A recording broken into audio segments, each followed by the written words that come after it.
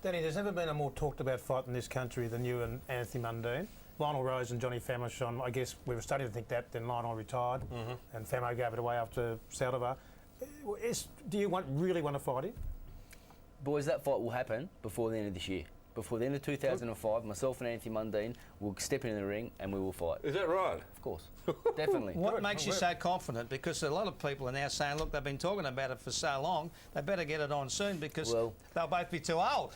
He's been doing a little bit more talking than I have. Yeah. And that's not unusual. It's not unusual. And let me tell you that when we fight, it'll be obviously be a huge occasion for Australian boxing, and that's why it has to happen. The fact that it's gonna help boxing go forward. It's gonna be good for the sport of boxing, and sure is. It's something that the sport does need. It needs a big fight like that to bring the sport of boxing back into a local derby. Where will you fight? In Sydney?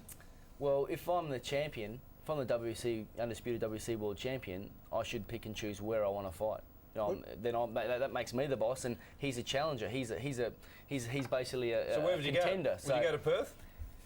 I think in Perth the fight would be it'd be a shutout. I think he's too afraid to fight, so not in Perth anyway. Come to Melbourne. Glenn Wheatley wants to promote it, as you know. There's a lot of people who want to promote the fight. I want to promote it. You get a huge crowd in Melbourne. You would get 20,000. Guaranteed in Melbourne. And then the winner can fight Darmel Castillo. Let's just have a look at Anthony's last outing. Darmel Castillo. Haven't actually seen this. So. No, there you go. There were spare seats. Time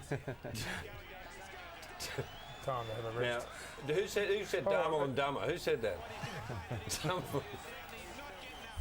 You've been around a fair while in the boxing game. What do you think of the standard of these opponents that Anthony keeps throwing in? I don't think he's doing Chock any favours. He's not doing himself any favours, and I think the fact that Anthony tells everyone, all the time that he is the greatest boxer, and not just in Australia but in the world, is pretty much an insult to other fighters out there. A lot of other fighters. I mean, he's way down when it comes to the greatest fighter in the world, let alone Australia. So I think it's just an insult. I think it's a little bit arrogant, and I just don't think that he endears himself to people when he says those things. How many good fighters has he? It was Swinotke, obviously. Who else other than that? Probably have to think. Chock's been some. He's done some. He's done some very good things inside the ring. I'll give credit where credit's due.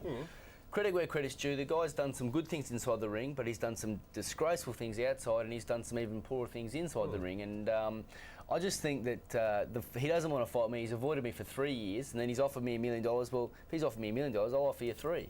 There it is. It's simple as that. That's why the fight will happen, because I want the fight to happen that bad that he kind of wants it to happen for financial reasons, not for anything else. What happens then? You walk out of here now, and he's coming in for another show, and you walk past each other. What happens between the two of you? Never seen him in public. Never met the guy in public ever. Never ran into him ever.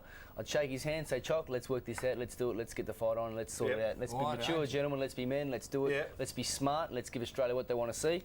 You proclaim you want to fight me. I know I want to fight you, and I want to end your career, and not in a detrimental way. But I think that if the fight happens, I'll beat Anthony. Well, you'll be pleased. I've met him a couple of times, and he's actually quite a charming guy to talk to.